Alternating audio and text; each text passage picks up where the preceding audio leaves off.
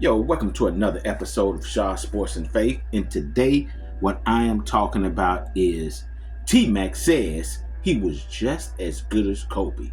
Is that disrespect? LeBron James made a statement stating that championship rings shouldn't be the main judging point when it comes to determining greatness in the NBA, basically. I agree with him. Are you going to tell me Robert Horry is better than LeBron James because he has 7 rings?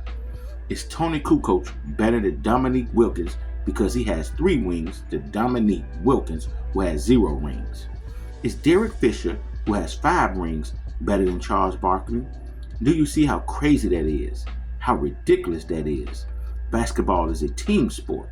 Sure, a great player stands out. Sure, a great player impact is major on a championship team. One man can't win a game against 5 opponents. A great player needs his teammates to help him win. Coaches have to put in a game plan that put players in the best position to win. He has to manage personalities. He has to manage how much playing time guys gets to keep them fresh throughout the game. A coach has to make good rotations or make good choices when it comes to rotating players in and out. A coach has to make good in-game adjustments. A successful team has a superstar or a couple of players who are stars, a couple of really good players, good defenders who can also score, rebounders, a junkyard dog who is a hustler that is not afraid to mix it up. And a good team will also have players off the bench who can hold down the fort scoring wise, which one of those guys could be a starter for weaker teams. That guy will be called the 6th man.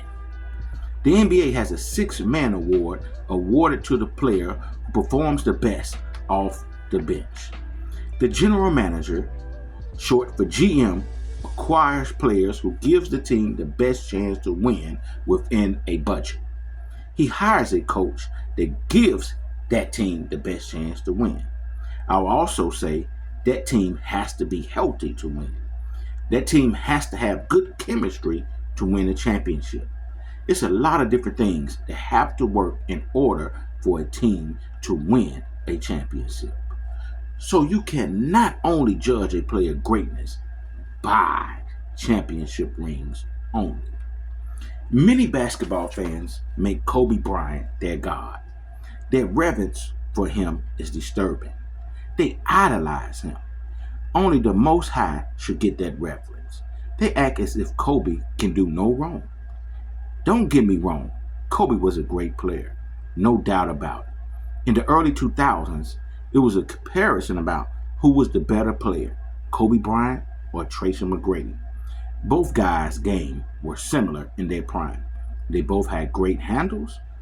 They both were really good mid-range shooters, had good abilities to drive to the basket and finish, shoot the 3, had really good post-up games, they defend well, and they passed the ball good. Both was athletic. Tracy was a little bit more athletic. Kobe was 6'6", and McGrady was about 6'8" or 6'9". Both guys were hard to stop. Kobe had a long prime over Tracy due to all the injuries Tracy sustained. Kobe played with Shaq, who was one of the most dominant centers to ever play the game. Shaq is considered a top 10 player of all time. Kobe had Phil Jackson as a coach. Phil is one of the greatest coaches ever. Some consider him the greatest coach ever. Kobe played with Pau Gasol. Pau in the 2000s was one of the best forwards in the game at that time. That guy would consistently score 19 to 20 points per game, 12 rebounds on about 55% shooting, and he gave you 1 or 2 blocks per game. He also had Andrew Bynum, who was a solid center who averaged about 14 points per game, 10 rebounds, a block, and he shot 55% from the field.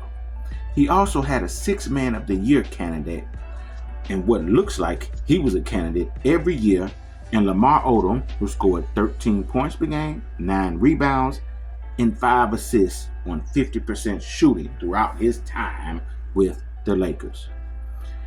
One of those teams he had Ron Artest, who was a solid scorer and an elite defender. Kobe Bryant kept a really good team.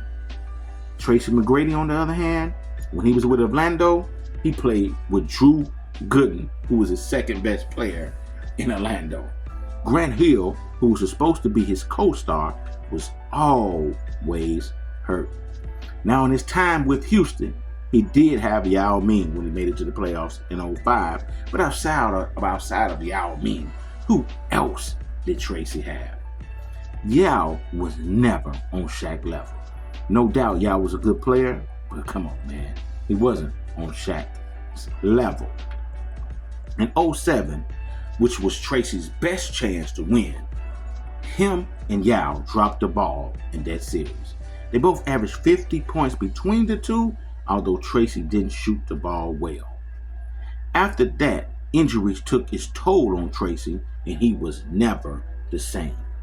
Injuries kept him from being all that he could be for about 7 years. He was right there with Kobe. Their talent level was equal. Tracy made a statement. If I played with Shaq, I would have championship rings as well. To me, he is right. He was taller, more athletic, and just as talented as Kobe. They were equal during their days, as far as in their prime. In that 7-year span for Tracy, he was right there with Kobe at that time. Kobe got to play against one-on-one defense because Shaq would get all the attention. Not all the time, but a lot of the time. Tracy for a while had to maneuver through double teams a lot because it was only him as a scoring threat, especially in Orlando. In Houston, he did have Yao, but come on, Yao wasn't on Shaq level. We gotta be honest here. Tracy wasn't hating on Kobe. He wasn't throwing any shade on Kobe. Tracy is a confident guy. He knew his abilities on the court. He knew how good of a hooper he was.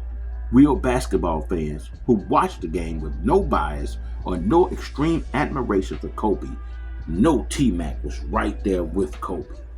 They knew TMac would have had 3 rings with Shaq as well.